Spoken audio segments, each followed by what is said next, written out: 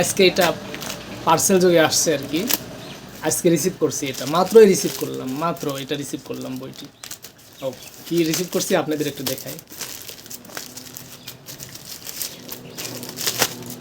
মাশাআল্লাহ, দেখতে পাচ্ছেন এই যে সেলফি ক্যামেরার মধ্যে আছি তো, এটা উল্টা দেখাচ্ছে, ক্যামেরাতে উল্টা দেখাচ্ছে আর কি।